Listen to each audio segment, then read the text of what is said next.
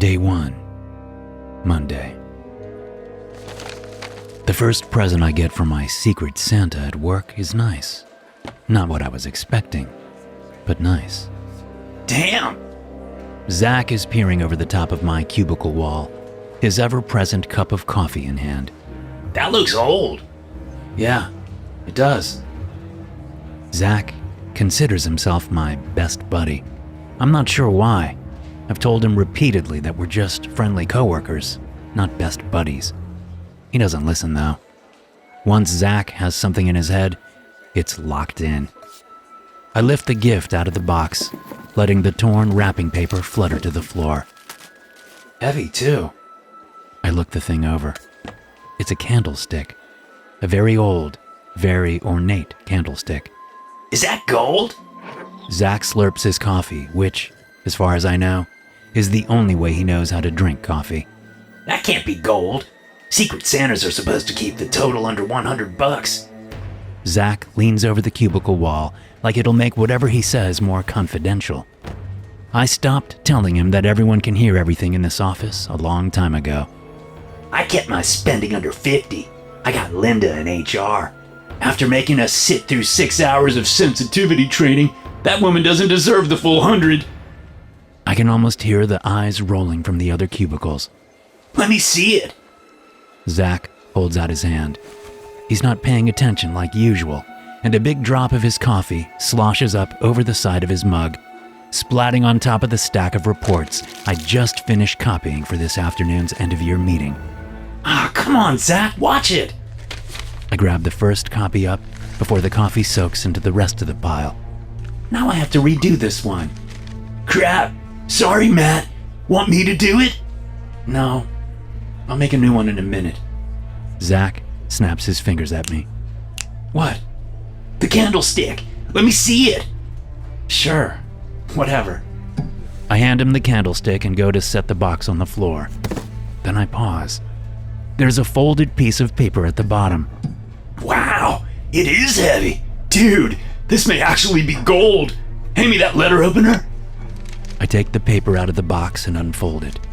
Zach bonks me on the top of my head with the candlestick.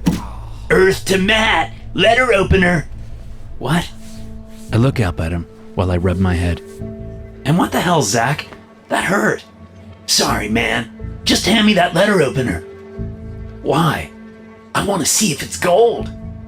With a letter opener? Yeah, I'll just scratch it a little. If paint flakes off, then it's not gold. And if paint doesn't flake off, what then? That doesn't mean it's made of gold, just means it's not painted. Just give me the damn letter opener. It's better to go along with Zach than argue with him. I set the piece of paper on my desk and grab the letter opener from my mug of pens. I have no idea why every desk has a letter opener. I can't remember the last time I opened a letter at work. Home, sure, lots of bills and crap mail. But at work? It's all email or Slack or group texts. Here, I hold out the opener. Zach looks at his left hand, the one holding the candlestick, then looks at his right hand, the one holding his coffee, then looks at me. Give it. I take his coffee mug. Thanks. He snatches the letter opener from me and scratches the candlestick. No paint flakes off. Dude, I think this is real.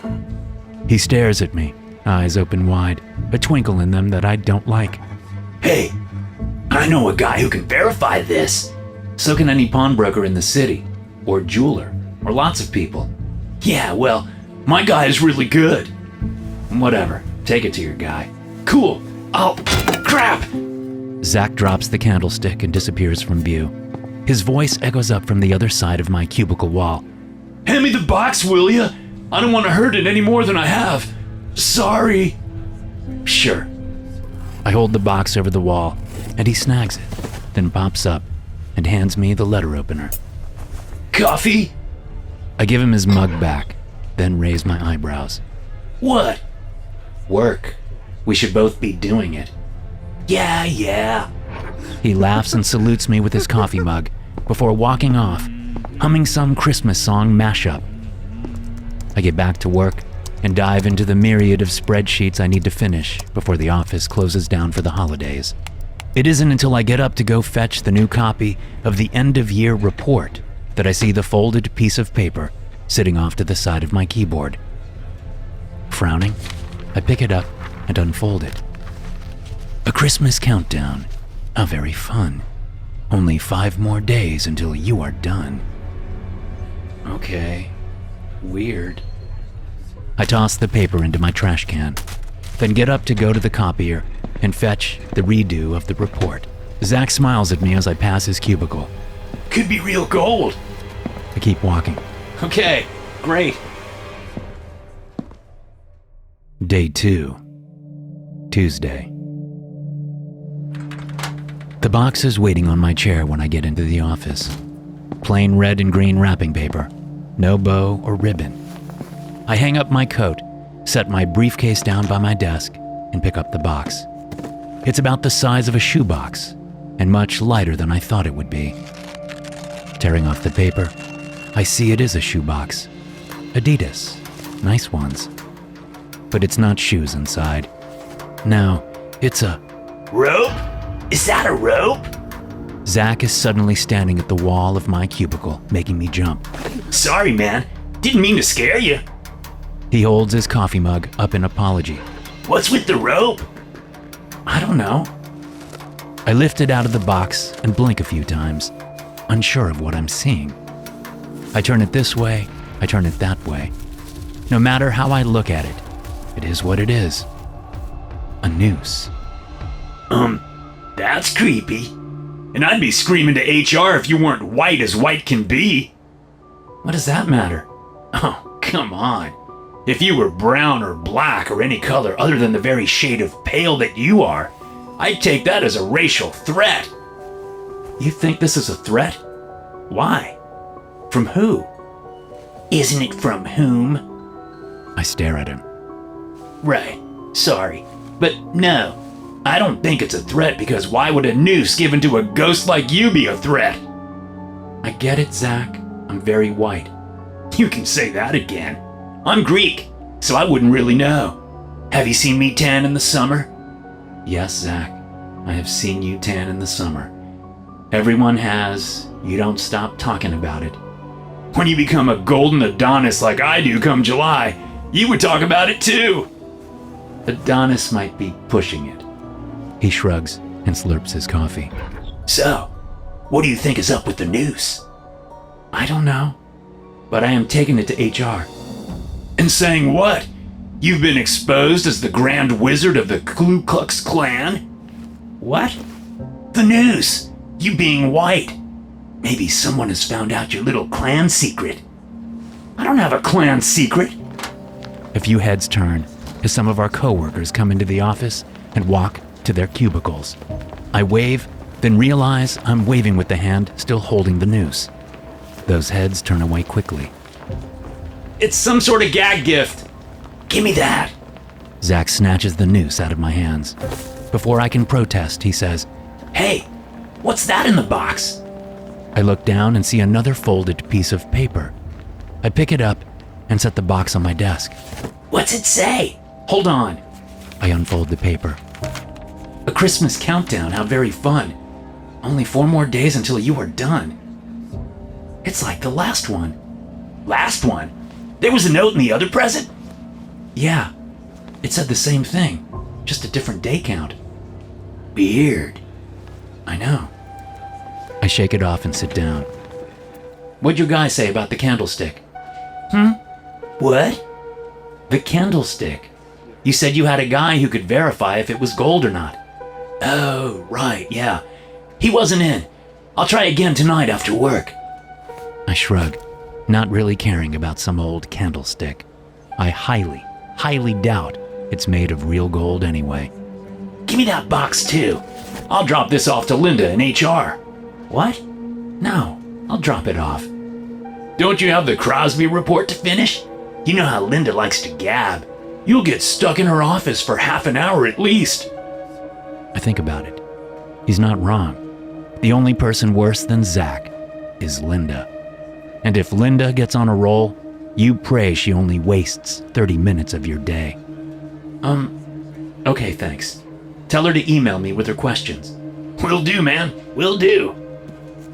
He salutes me with his coffee mug and walks off humming a new Christmas song mashup.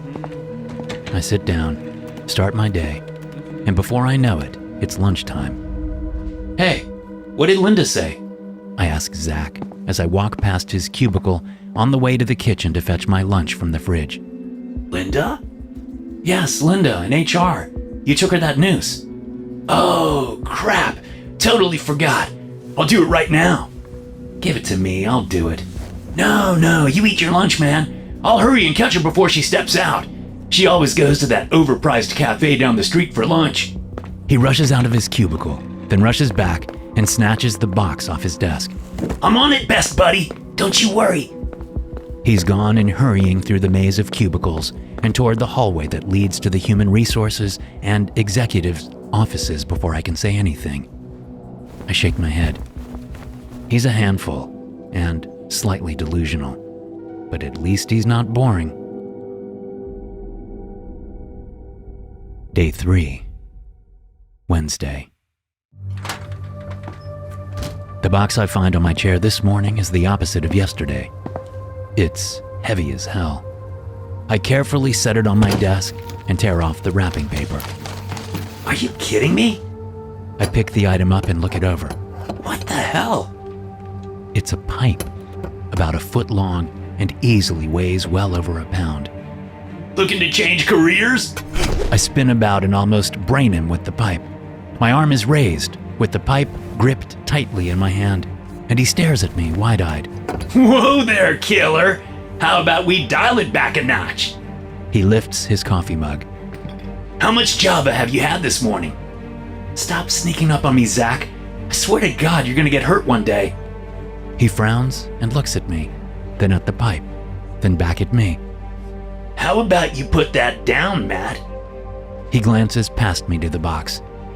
Is there a note with this one too? I slowly lower my arm. Sorry, but seriously, stop sneaking up on me. Aw, man, I'm not sneaking. If I was sneaking, you'd never know I was here. His frown turns into a grin, and he slurps his coffee. Is there a note or not?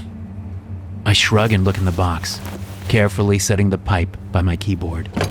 There is a note, and I pick it up, unfold it, and read it out loud. A Christmas countdown, how very fun. Only 3 more days until you are done. I look up at Zach. What does done mean? Do you need a dictionary? No. What does it mean in this context? Done with what? Why in 4 days? Yeah, that's Saturday. Kinda inconvenient. Your Secret Santa better deliver the last gift. Yeah, but done with what? That's the part that's got me a little freaked. Ah, don't be. I'm sure it's all part of some joke. You know how Secret Santas are.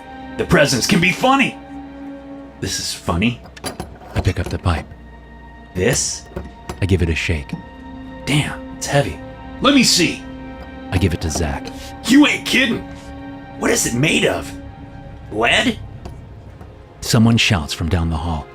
Call the super! The men's room is flooding! A pipe broke or something! I look at the pipe in Zach's hand. He looks at the pipe in his hand. We look at each other. No way. Can't be. Then he tucks the pipe down his pants. But just in case. What are you doing? Getting rid of evidence. Evidence of what? I don't know.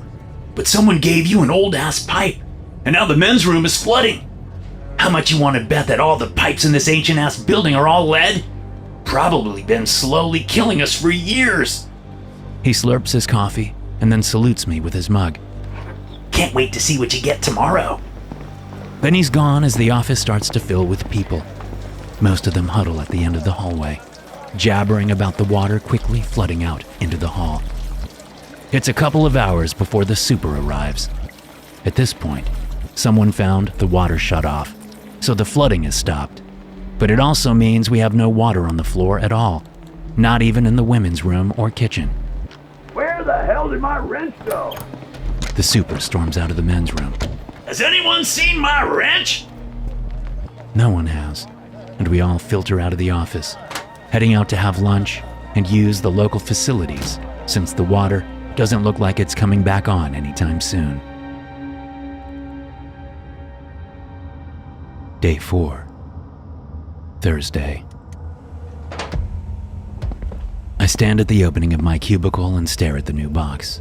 Same red and green wrapping paper, about the same size as the box from yesterday. I hang up my coat, set my briefcase down, and continue to stare at the box. Then I shake my head and ignore the damn thing as I head off to the kitchen to get some coffee. Instead of the pot brewing away like always, there are several large coffee containers set up on the counter with a large note hanging off the cupboard above them. Still no water. Sorry. Coffee is on management. The note is signed, Linda, HR. I sigh and fill a mug. Damn, they didn't skimp. This is good coffee. When I return to my cubicle, I can already see Zach standing by my desk, of course. Hey, they splurged for the good stuff since the water is still off until they fix the pipes. This time, I salute him with my mug. You better go get some before it's all gone. I have a feeling it's going to be popular. He looks at me, eyes narrowed. What? Anything you want to tell me, best buddy? Zach lifts the present up, which he has opened, and is looking inside. Hey, you can't just open someone's present, Zach. Not cool. I hurry into my cubicle and set my coffee down, taking the open box from him. It's pretty heavy. He steps back and crosses his arms over his chest. I look in the box. A wrench. The super's shout yesterday about his missing wrench immediately comes to mind. I glance up at Zach. He's watching me closely. What? You don't think I took the wrench, do you? This is a gift to me, Zach, not from me. He scrunches his face up, then relaxes and laughs. Right, duh. Zach moves in close, and we both look down at the wrench. Do you think it's the same one, though? At this point, I don't know what to think. Zach leans closer. There's a note. Move the wrench, will ya? I pick up the wrench, and there is a note at the bottom of the box. Zach grabs it, unfolds it, and reads it to himself. Then he flips it around and shows me as I set the wrench back in the box. A Christmas countdown, how very fun. Only 2 more days until you are done. Zach hands me the note, then takes the box from my hands. I'll stash the wrench somewhere the super can find it. We don't want him on your ass. I didn't take it, Zach. No one is gonna be on my ass. He shrugs, still taking the box. Better safe than sorry. I don't even know what to say, so I shrug and sit down at my desk. Go get some coffee first. It's damn good. Will do. Thanks. I try to put it all out of my mind and get to work, but images of the candlestick, the rope, the pipe, and the wrench keep flitting through my mind. I'm about to get up and take a break when a company-wide email from Linda in HR comes through. I am very sorry to inform everyone that Michelle Dunst was found dead last night in her apartment. Due to the circumstances, foul play has been suspected. I know this is hard to hear, and we will all be mourning, but the police will be coming by to ask questions later today. Please cooperate to the best of your ability. Thank you. Linda, HR.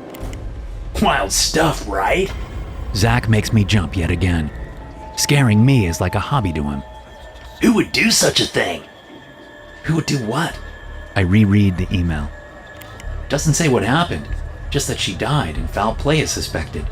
Yeah, well, I can't say I'm sorry. Not after how she campaigned and got you pushed to the side when the supervisor position opened up. She was just as qualified. that's BS, and you know it best, buddy. You should have had that job. I shrug. Water under the bridge. I guess. But the position was yours, man. If she and the others hadn't colluded and spread that rumor about you, she wouldn't have gotten the job. I look up quickly, my brow knitted so close together that it almost hurts. Wait, what rumor? The rumor that you've been fudging your numbers so that you can hit quarterly goals. You knew about that. Everyone was talking about it. Not to me. Well, no, they wouldn't, would they? You could have. I thought you knew. I didn't want to bring it up and rub it in your face. I have never fudged a number in my life. My voice is a little high and loud. Zach looks about, and I can tell he's seeing heads turning in our direction. Well, doesn't matter now. The position is open again. Maybe you'll get it this time. I almost feel nauseous and shake my head slowly. I don't want the job now. Not this way. He shrugs and starts walking off. Yeah, well, we'll see. What does that mean? I call after him, but he doesn't respond. The police arrive by lunch and start calling people into the small conference room off the kitchen. I'm the 10th or 11th person. Matthew Borges? I nod at the thin detective when I sit down. He looks at his partner, a plump woman who is staring hard at me. Borges? Wasn't that a TV show? Crime family from the Renaissance. The patriarch was a pope at one point. Neat. The thin detective smiles at me. Any relation? Maybe. I shrug. I don't really know. I suppose you wouldn't. The thin detective clasps his hands together. Where were you Monday evening? Say, around 9 p.m.? Home? I was watching TV. What were you watching? Netflix. Some true crime show about family annihilators. You like that stuff? Shows about murder? Not specifically, no. I clicked on it, and it kept my attention. Anyone else with you? The plump detective asks. Nope. All by myself. How well did you know Michelle Dunst? I shrug. Well as you can know anyone at work. What does that mean? The plump detective hooks a thumb at her partner. I know the whole family. Even that no-good bunch of second cousins. They're the worst. So, do you know Michelle Dunst's second cousins? I don't know if she has cousins. I guess I didn't know her at all. But she got the supervisor position you wanted, right? That had to piss you off. It would piss me off. Make me so mad. So mad that I might pay her a visit. Maybe get into an argument. Maybe pick up something in her apartment. Like a bowl, or lamp, or...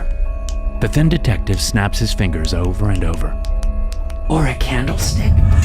Just grab it up, and without thinking, bash her over the head with it a few times.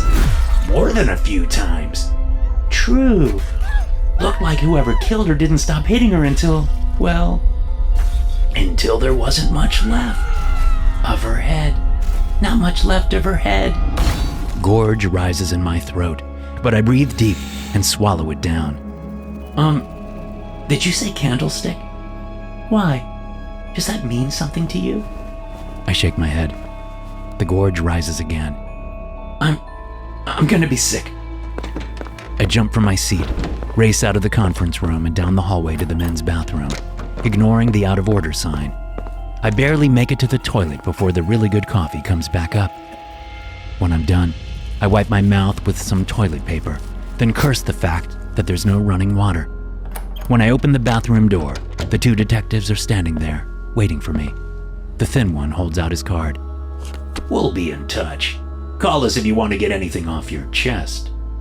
They both give me cold looks and then walk off, headed back to the conference room.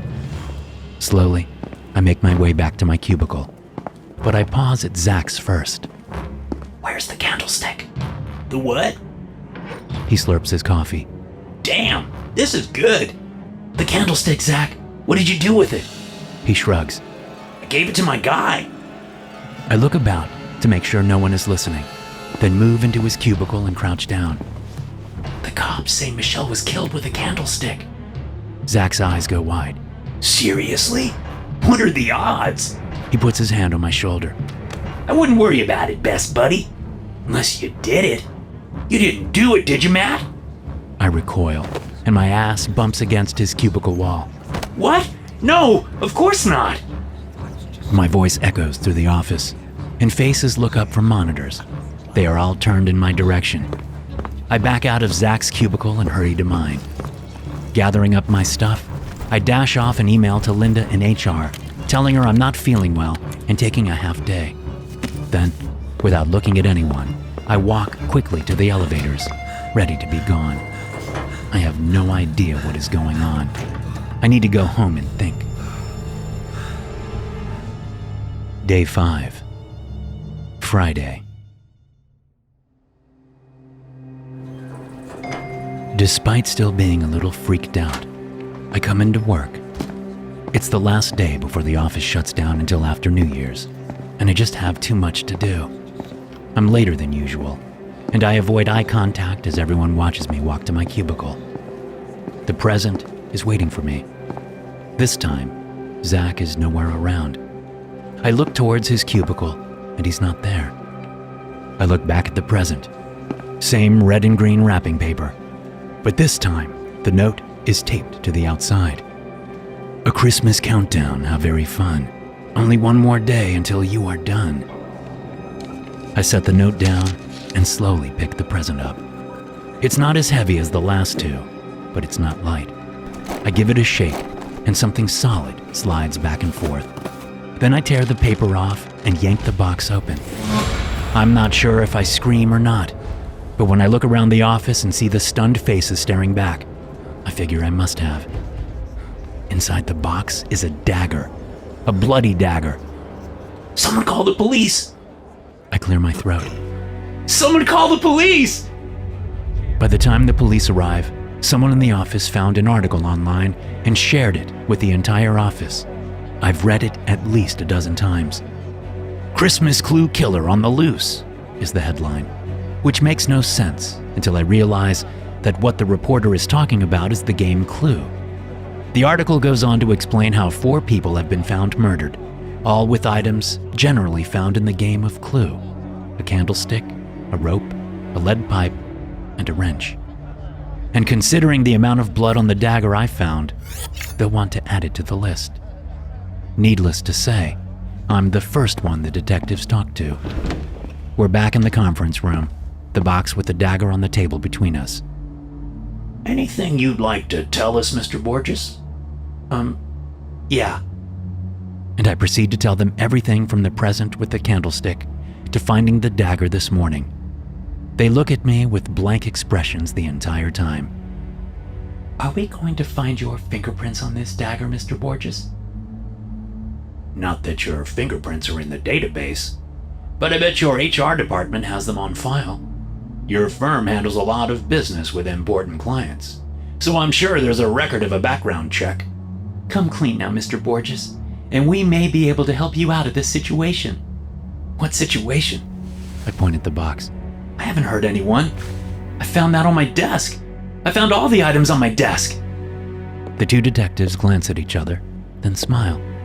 The plump one pulls out a file folder and opens it on the table. Inside are photographs. Photographs of my coworkers.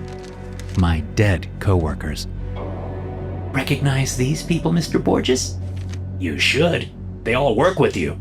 Yeah, I know. And from what we've gathered, you had beef with each of them. Beef? I don't have beef with any of them. I don't have beef with anyone. Although, as I think about it, I might have some beef with Zach. Where the hell is he? He could back me up on all of this. I mean, he took each of the presents with him, so... Oh God. Oh dear. Oh crap. The detectives glance at each other again. The plump one gathers up the photos showing my dead coworkers, each killed with one of the Secret Santa items. I'm thinking you just realized something. Care to share with us? And I do. I share it all. I'd left Zach on the periphery of my first telling, but now I go deep into it, making sure I give them every tiny detail. When I'm done, I lean back in my chair, exhausted. The thin detective takes out his phone and stands up. I hear him calling his precinct, asking for an officer to go to Zach's apartment. The plump detective leans forward, ready to ask me something, but she doesn't get a chance as a commotion out in the rest of the office pulls her attention away. The thin detective's voice changes tone suddenly as he talks on the phone. Seriously? No, it's no coincidence. He looks at the dagger in the box. I think I know where the murder weapon is. Get forensics down here now. He hangs up and stands there for a minute. What? The thin detective's eyes land on me. The CEO of this company was just found stabbed to death in his apartment. Well, you're right. I don't think it's a coincidence either. The thin detective points a finger at me. We've got enough to take you to the precinct right now and book you, but we're not gonna. You're not? I am genuinely surprised. I've watched enough true crime to know I'm pretty much screwed. You believe me? Don't get ahead of yourself there, Mr. Borges. What my partner is saying is that after talking to you and seeing how you handle yourself, we're not convinced that you did this. The commotion out in the office grows, and I can hear people crying and sobbing. I look over my shoulder and see groups of my coworkers huddled together. News travels fast. Probably Linda in HR. I look at the detectives, helpless. Now what? Now you go home and stay there until we call you. Don't think of leaving town. That would be a bad idea. We'll have at least one squad car sitting outside your apartment building. And maybe one around back too. So stay put. I nod up and down as if my life depends on it. Yeah, of course. I won't go anywhere. I'll stay in and order DoorDash. Good idea. His phone rings, and he takes the call. I'll have an officer drive you home. I have my car in the parking garage. She stares at me. I gulp. Or your officer could take me home. Good idea. The way out of the office is a blur. The ride home in the back of the squad car is a blur. My elevator ride up to my apartment is a blur. But it's not blurry enough. So the moment I'm inside my apartment, I head for the gin. I mix a pitcher of martinis and don't bother with a glass. A straw will do just fine. Day 6. Saturday, midnight. Surprise, best buddy. Merry Christmas. The voice jolts me out of my drunken sleep, and I roll off my couch, the empty martini pitcher clattering and rolling across the floor. What? Who's there? I try to stand up, but the martinis still have me, and my hands go out from under me. Here you go, Matt. Your last present.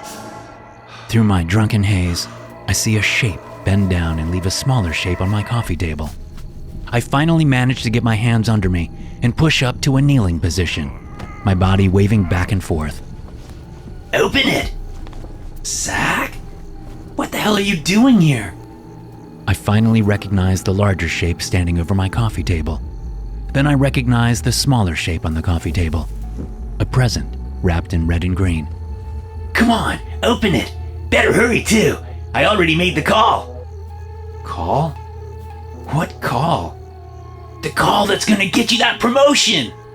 He leans down and I shrink back. He frowns as he pushes the present at me. Come on, Matt, open it. Play this right, and maybe you could be CEO. There's an opening, you know. Zach, what's going on? Just open it. It's the last one. There's a tone in his voice that slices through my drunkenness and helps my muddled brain get a little clearer. You were my Secret Santa? Bingo! You said you had Linda from HR? He shrugs. A little misdirection. It worked, right? You never knew, right? Right. Open it, Matt. There's a pounding on my door. Mr. Borges, it's the police. Are you all right? Open up, please. Hurry, Matt. Open it before they get through the door. I have this all planned out, and timing is key. I don't move. Open it! We're coming in, Mr. Borges. The door shakes as something is thrown against it. I have 5 deadbolts, though. After being robbed a couple of years ago, I wasn't taking any chances. It might take the police a minute to get inside. Fine, I'll do it. Zach picks up the present and rips it open, tearing the paper and box apart in a fury of violence. Then he shows me what is inside by holding it up so that the light from outside my apartment catches it. A revolver. I thought it'd be cool to do all of this using the theme of your favorite movie. My favorite movie? Pulp Fiction? He frowns, looks at the revolver, then looks at me. No! Clue! You said Clue was your favorite movie! He starts ticking off items. The candlestick for Michelle. The rope for that asshole Roger in accounting. The lead pipe for Dan. You know Dan, right? In marketing? The wrench for Padma, whom I know you know. And the dagger for our CEO, Mr. Irons. They were all complicit in you not getting that promotion. So I took care of them. He scratches his temple with the barrel of the revolver as the middle of my front door cracks. Oh, crap. Was it Marco Love's Clue? Damn it, I think it was. Oh well. He points the revolver at me. Mr. Borges, stand away from the door. It cracks more. Why, Zach?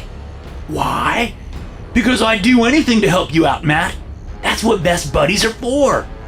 But I've told you, Zach, we aren't... The door shatters and police pour through. Merry Christmas, Matt!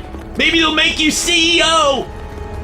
He turns the revolver towards the police, and my apartment erupts in gunfire. When it's all done, the air is full of smoke. Cops are shouting at the bullet-ridden body of Zach, and also shouting at me. But I'm not paying attention to anyone. All I see is the folded note amongst the mess of the shredded wrapping paper and torn box. I pick it up and open it. Your Christmas countdown is all done. Now is the time for the real fun. You'll get that promotion, I know you will. A little Christmas good news to ward off any winter chill. Love you, buddy. Your best friend, Zach. Thanks for tuning in. If you enjoyed the story, be sure to follow or subscribe and share the show with a fellow horror fan. I'll see you in the next one.